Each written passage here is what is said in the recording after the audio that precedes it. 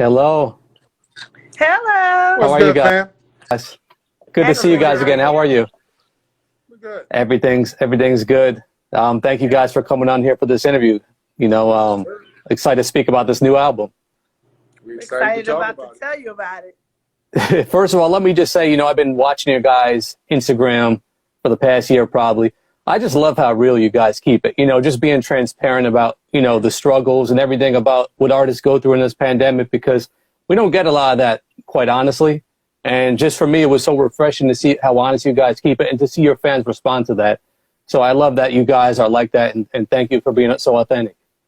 Oh, I thank you. appreciate that, man. Thank I mean, I you. guess that in some ways the pandemic met us where we always were, and that Right. made it even easier to kind of adapt to a difficult situation, as difficult as it might have seemed to many of us. And although I know it wasn't difficult for everybody, but for as difficult as it was for those of us who lost our livelihood in terms of being able to get out there and perform and connect with people the way that we would normally do that, that was a a frustrating time. But depending and leaning on one another and finding support and love by being transparent and trying to work through what we all had to work through and what we're still working through proved beneficial for us. And so thank you for Right. noticing that.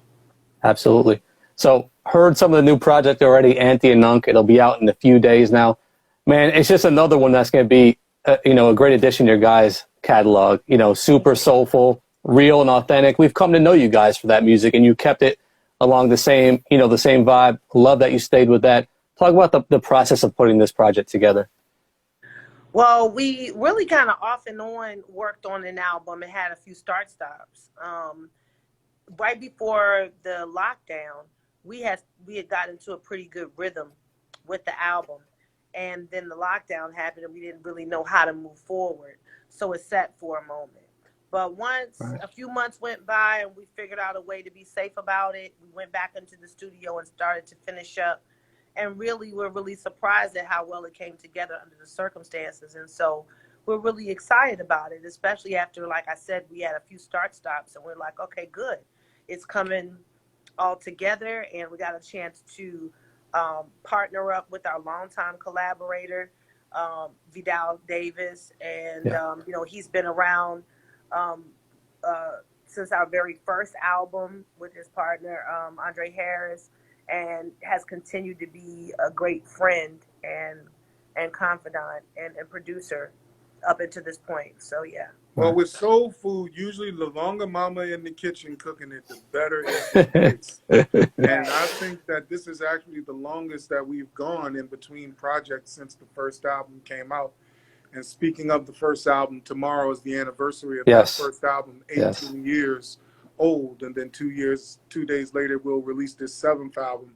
So synergy and alignment. And as I look back even in my history, it seems like we're always releasing an album around the same times, Yeah. for whatever reason. And it's not necessarily intentional. We don't do it, with that in mind. It just kind of happens as seasons. And we've just been constantly just rolling with the flow. Yeah. Right. I'm glad you guys mentioned Vidal. He gave you the production on The Best Things. Amazing single. One of our favorite songs we've heard this year.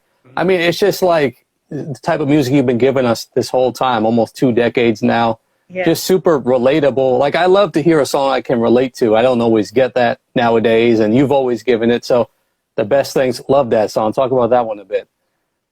Well, Best Things started out really as observation about how, you know, we live a life that's primarily in the social media spaces, and a lot of times that can do a number on your psyche and on your spirit. Social media can be a cool place and can be a place where you can get upliftment, but can also be a place that makes you kind of compare and contrast your life according to things and standards, quote unquote standards, that sometimes are just not achievable in Yeah. that moment. And so Best Things was just about that kind of inner reminder that says, what is actually important, what is actually valuable, and it's not always about the external. So it's not a new message, but it is a message that was, really born out of just having to go inward and say, listen, I know what I have. I know what's special. I know what's important. I know what counts as best. Right. Dope, dope. Love that one. I noticed the album length. It's kind of shorter compared to some of your previous ones, especially Surrender to Love. I was just listening to this morning, almost I think double in track listing. But was that done intentionally? Was that kind of a thing because I know a lot of albums these days are shorter. People are putting out EPs. Was it intentional? Yeah. Yes, initially I think that what the concept was is that this was going to be an EP style project. That was what our thought was. But as I was doing it more, I was like, no, this isn't an EP. This is an actual project. And whether you look at it as an album, an LP, or a digital project, however you want to look at the consumer of consuming music these days, I felt like it's 8 strong songs. Yeah. And when I look back at great albums, and not to put it on as great, because who am I to say? You know what I mean? But in my opinion, when I look back at great albums, a great album could be anywhere from 7 to 10 records. You know what I mean? And so if it's cohesive, which I think that this project is cohesive, it goes together, it's a statement piece. We didn't need to add anything or take anything away. We had other pieces that we could have added to it that we felt this stands on its own as what it is. It's a campaign. It's a project. It's that. And the way that people consume music these days is in a very disposable way and in a very haphazardy way, because a lot of people don't even actually get a physical and tangible product. You know what I mean? So we wanted to make sure that we deliver the very best of ourselves, short, sweet, precise, and direct. Dope. Love that. Love that outlook. How are you guys approaching the release of this? I know you guys are putting it out on your own. You've been really appealing to your fan base for support. Artists like yourselves need support. How are you approaching the release and then looking at how it does after? What are your expectations? So this is our second fully independent release. And so it is just a totally different landscape because, typically you would have a build up, then you put the album out, then you go on tour, go out and start, touring. And so with that not being the case, there's always lots of questions about, how do you put a record out in the era of COVID, and for us, our strength has always been our fan base. Our fan base has always been very loyal, very engaged. And so we decided to kind of talk directly to them. And our experience tends to really kind of mirror theirs. So part of promoting this album was about, reminding people, hey, we've been in this thing together and we've been growing together and we're in a place in our lives that may be very similar to the place you are in yours. And we want you to experience this record from that lens. And so we, so we've done that. We've decided to move into the virtual show space, which is another thing that we've embraced since this era has started, is doing shows virtually. So we have a virtual concert coming out just 1 week after the album is released. And we always really were content creators even before that was a thing. And so we just continued along that vein and created a separate space also for our content and for the work that we do in making like visual media.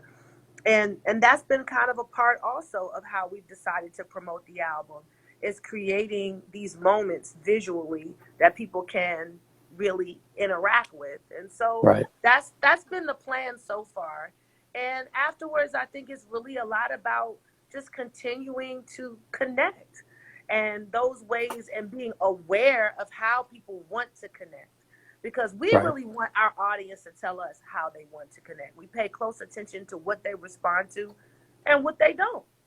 Mm-hmm. Connection, partnership, collaboration, strategic thought, and intentional works is the things that are going to drive this album. It's a campaign. It's not just some songs, it's not just a product. It's a lifestyle. Yeah. It's a lot of different things that we are trying to connect the dots on, namely even the name of the project, Auntie and Uncle. Everybody's got a favorite Auntie and Uncle, or they're the favorite Auntie and Uncle. So, you know what I mean? We are also trying to show you that connection as well on a deeper level. We want to take it outside of the level of just being husband and wife, lovey-dovey, love songs. We are the people that you want to hang out with. We want to hang out with you. Our audience has been like the third and fourth member of Kindred, the Family Soul. Like, you know, they're a part of this exchange, you know, and so we're welcoming them in as family. We're family and they're family with us. Yeah. Love that approach.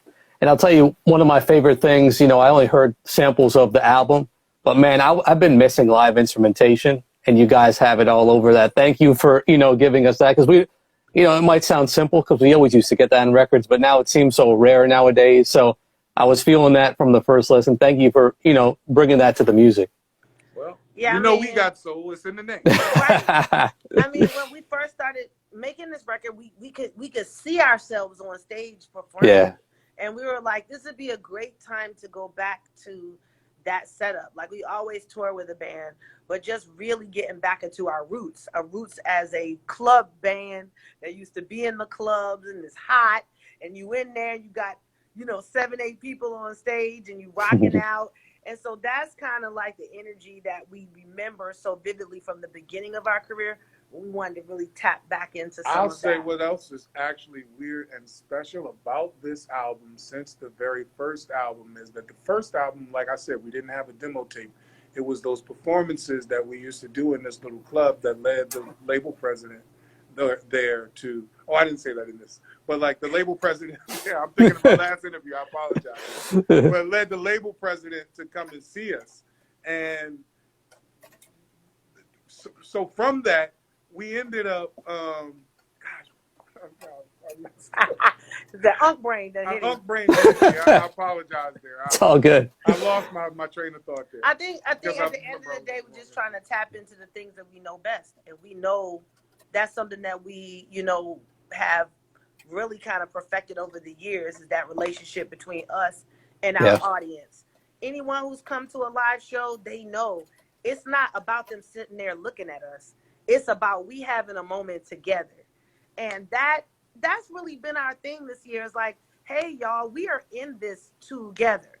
Right. If nothing has shown you is that this entire experience this year is that you just, even though you've been isolated, you're not alone. And we out there connecting. And so we're just trying to find the best way to do that. What I was trying to, my last little point was that we have gotten to perform music from this album before the album came out. Right. Like learning your songs and perfecting your songs and getting to know them and perform them on stage, even though we haven't done a whole lot of performing with the album, but just having had that experience feels a little bit more similar to making the first album, where it's like we're working out the music before the music comes out, not just recording the music.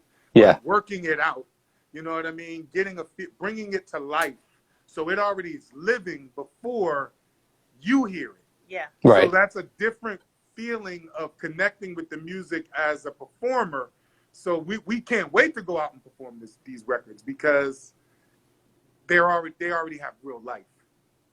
It's interesting. I've interviewed tons and tons of R&B artists. That's actually one of the first times I think I've ever heard an artist actually talk about their music in that way and going to perform it live. I love your guys' enthusiasm and excitement for it. I mean, that's special right there. Mm-hmm. I mean, we're happy. You know, it was easy to make this record once we started really getting into the groove, and it just flowed. And so really nobody can take that joy away to be able to make music. Making music is Donny Hathaway said it best, that people who are making music are the happiest people I've ever seen. Such a deep state. And, and so no one could take that joy away. We pray you love it, but you won't never make us not love it because we just enjoy making it. And then we meant every word, all the words, all the things we said, that was the experience. We put the pre-order for CDs and vinyl albums up here in my office with my guy right before we did these few interviews that we have to do today. Yeah. Today, the pre-order for the CDs and the albums that we control, and we put it up in my office, 7 albums in. Yeah. you can't take the joy away that I feel from the completion just of doing that. Yeah. And pushing the buttons, seeing that happen, seeing it go up. Owning the And masters. owning, you know, Yeah. I mean, you know, that's a beautiful part of it too. But the joy of that is beyond where it's going to go, because it's really just the accomplishment is the goal first. You know, Right. we want you to love it, and we hope that it spreads and everybody love it. We hope it sell and do well, but it's already successful. You understand what I'm saying? Yeah. It's successful because we did it. Yeah. I love it, guys. Congratulations for being in this moment in this state. I mean, that's special. Love to hear you guys speak like that. Thank you. Earlier, you mentioned the anniversary of Surrender to Love, your first album, 18 years coming up. Take us back to creating that album. I mean, I know it was a way different time than we're in now. What was your mindset then going into creating that project? I think going into that project, one of the big challenges was, you know, like you said, taking the life of like club rat kids who just constantly in the clubs performing and taking those songs and translating them into records, because we didn't understand the science of that. And that is an art. It is definitely an art. And growing up on Motown and the sound of Philadelphia and some of the greats, we knew that we wanted to craft an album. We didn't want to just take a bunch of freestyles and put it out. You know what I mean? So we had to find that middle ground. So making Surrender to Love was, I don't want to say bittersweet, but it was a lot of joy and hardship, because we had to let go of some of the things that we really, really loved about performing and get into recording mode. And so we were able to bring some things with us and some things we had to leave behind. Yeah. But making that record was that kind of process. Namely, a lot of the band right, on that record that helped to fuel a lot of those performances, but their musical expression didn't translate the same on the records. And so production-wise, as great and as fun, as much fun as we would have on stage, sonically, it didn't always translate the way that we liked it to translate for us to make the recording.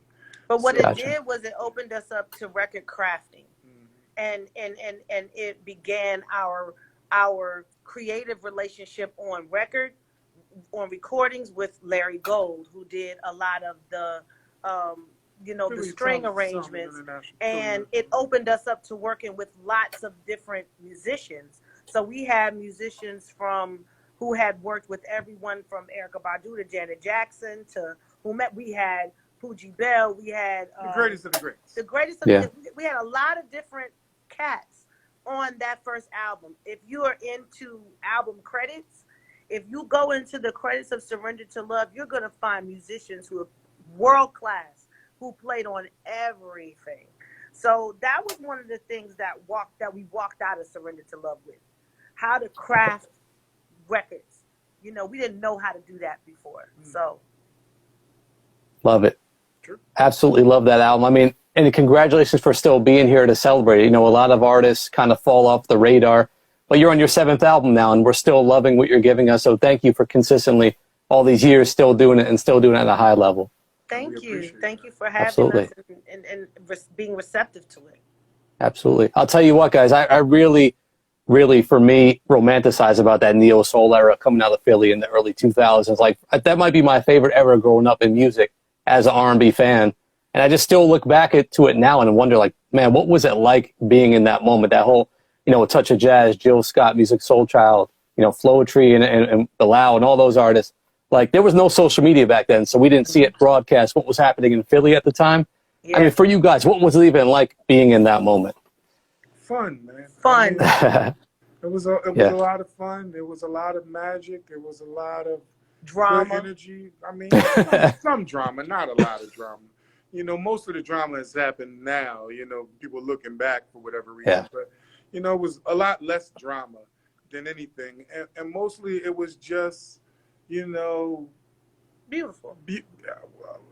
joyful. Joyful, and a lot of people who were just in search of, destined to be, coming together at a crossroads in their lives, because that's really what it is. It's like that Renaissance period, the Harlem Renaissance or any other Renaissance, you know, that creatives all converge around the same place or same time period, and they're connecting with one another, working with each other, collaborating with each other, feeding off of each other, being inspired by each other, you know, just in so many different ways coming together and then pushing outward into the world. But it's not only the music, again, like I was trying to talk about with the shows. It's just like the community of people who would come to see us every week, those people too. They were the lawyers and the managers and the producers and the security people and the artists, who were visual artists and photographers and videographers and filmmakers and all different kinds of threads of cultural contributors in different artistic ways that would all come into this space and really like church it, you know, almost.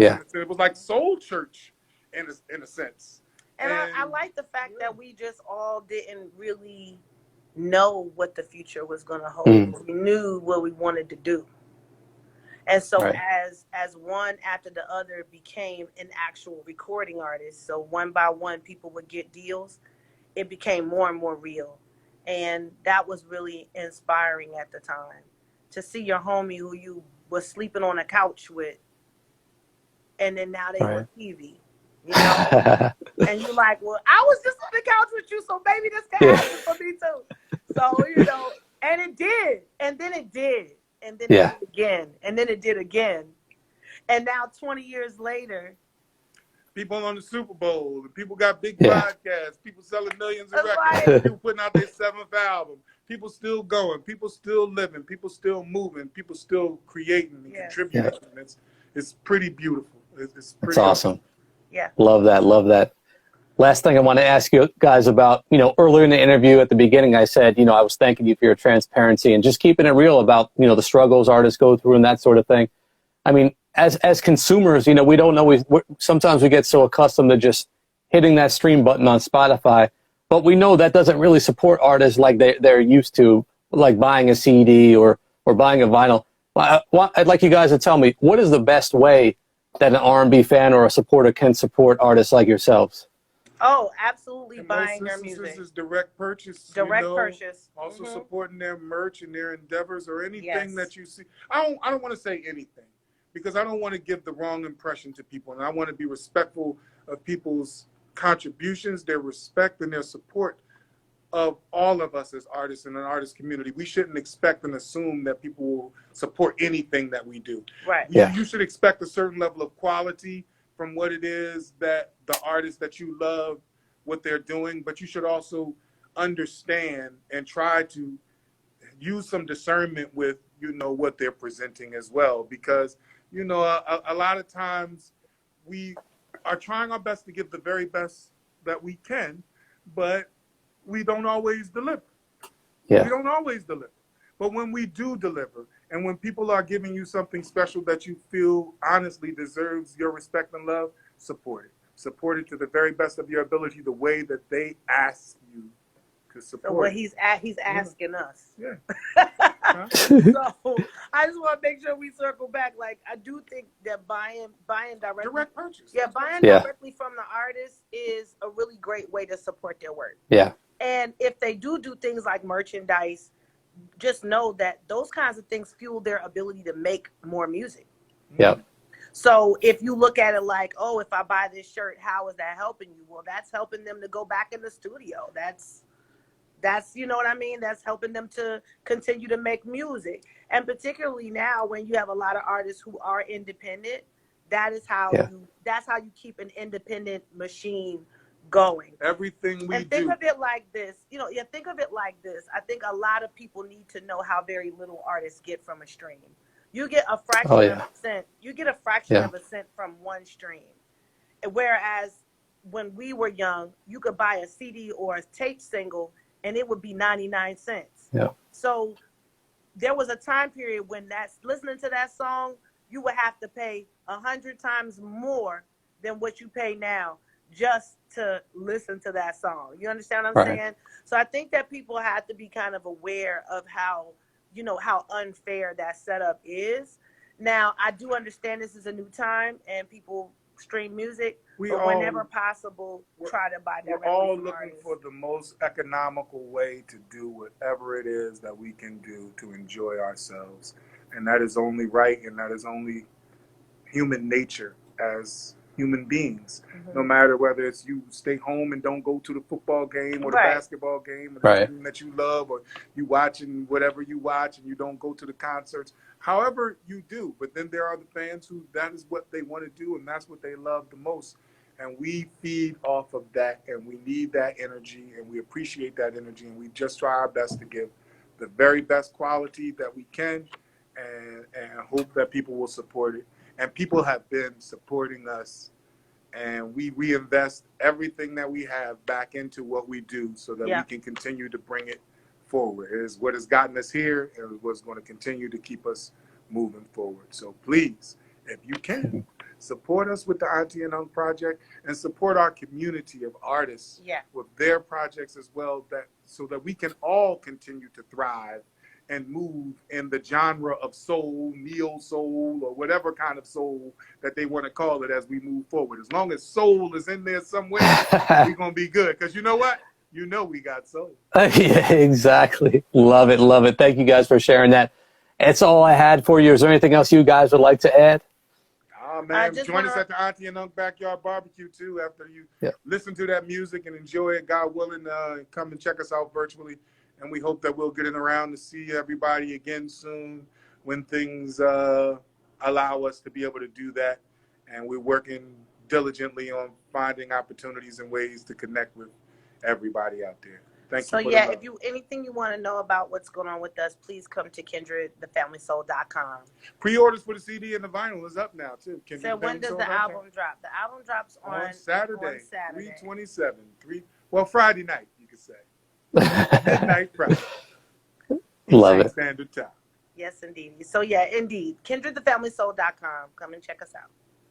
Awesome. Thank you so much, guys, for your time. Great talking to you again. Best of luck with the album. Can't wait to hear it. Thank you, brother. Absolutely. Talk to you guys soon. Take care.